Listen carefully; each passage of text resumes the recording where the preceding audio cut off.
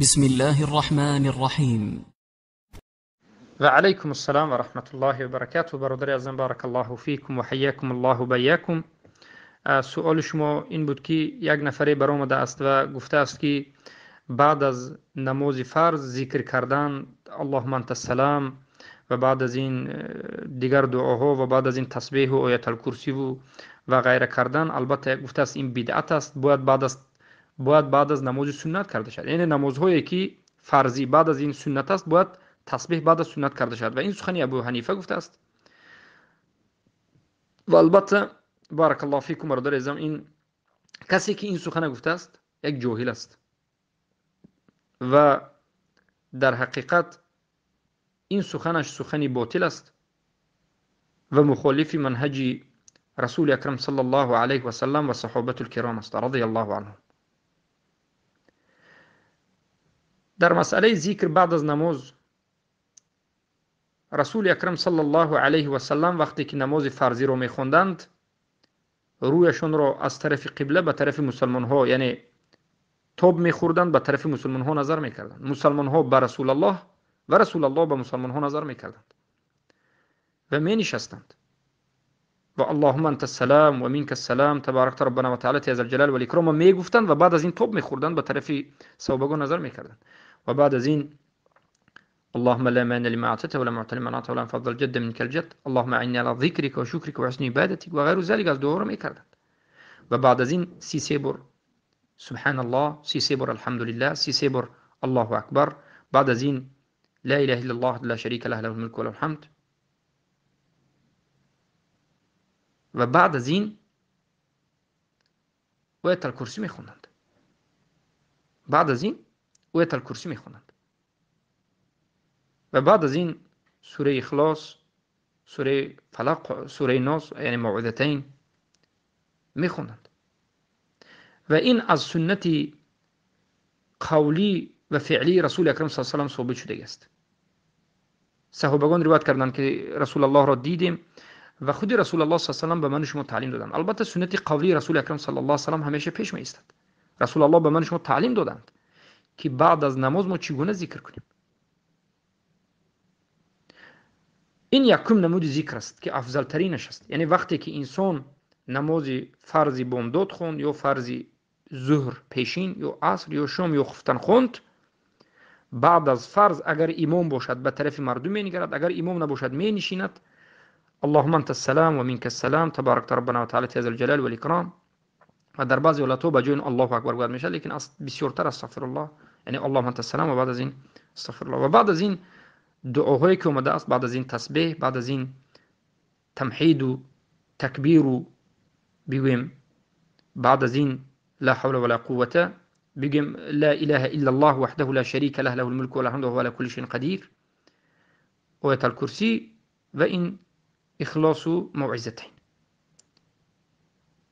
این عمل رو انجام میدهد و بعد از این اگر نماز ظهر باشد میخیزد دو رکعت سنت، یا نماز مغرب باشد میخیزد دو رکعت سنت، یا نماز خفتن باشد میخیزد دو رکعت سنتش میخواند در همون جایش. این یکم نمودی ذکر کردن است که اغلبیت و اکثریت همین عمل رو انجام میدن. دومین نمودی که جایز است، این در روایت امام مسلم اومده است که رسول اکرم صلی الله علیه و سلم میگویند لا تصل الصلاة حتى تذكر الله و تقوم من مقامك. به همین معنا، یعنی معنای حدیث این است که وقتی که در یک جا نماز فرضی را خوندی، بعد از نماز فرضی را خونده شدن یک بار در همون جایت سنت نخون.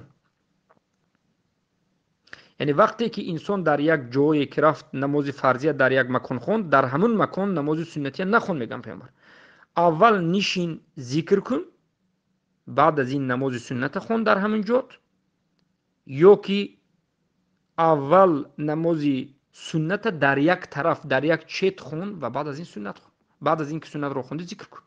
یعنی ببینید دو حالت ذکر کردن است. یکم حالت بعد از نماز فرضی رو خوندن در همون جاتون این ذکرهایی که ما گفتیم میکنید.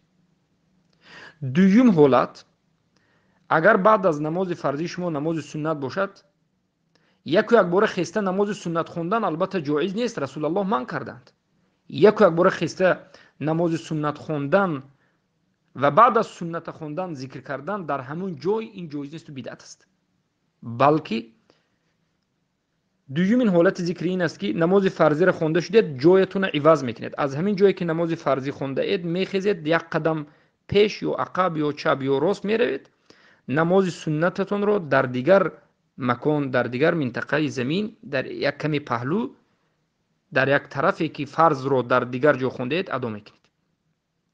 نماز سنت رو در دیگر میخونید، در دیگر جای مثلا نماز فرضی نخونده سنت رو ادا میکنید و بعد از این ذکر میکنید. ذکر بعد از فرض یا بعد از سنت. ذکر بعد از فرض البته ثابت است، افضل است، بهتر است. رسول الله صلی الله علیه و سلم این عمل رو انجام میدادند، برای اینکه رسول الله ذکر رو میکردن، میخواستن میرفتن و سنت رو در خانه اشون میخوندند. سنت رو در مسجد نمیخوندند. پیامبر صلی الله علیه و صحابگان همه در خانه میخوندند. و در این مسئله حدیث سه اومده است که پیامبر صلی الله علیه و میگن بهترین نماز مرد در خانه اش هست بجز نماز فرض.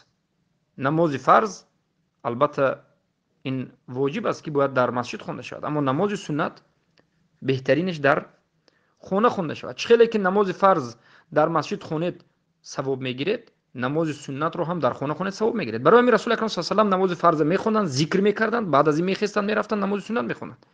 این خیلی نبود که رسول الله نماز فرض خوانند، بعد از این صحابه ها خطیبا نماز سنت خوانند، هم بعد از این شینان ذکر کنند. این همه اش بدعت است.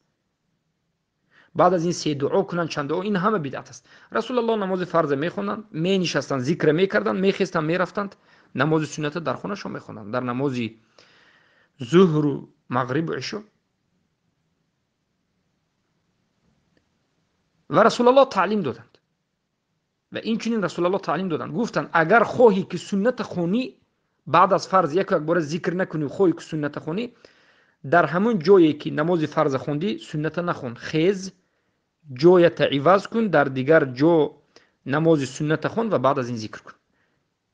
ذکری که بعد از سنت خونده می شود به یک شرط، به یک شرط بعد از، یعنی بگیم جایز است که سنت رو در جای فرض نخونده باشید. یک، در همین حالت این ذکری که میکنید البته به بدعت یا که به غیر شرعی داخل نمی شود یا مخالف سنت پیامبر صلی الله علیه و داخل نمی شود.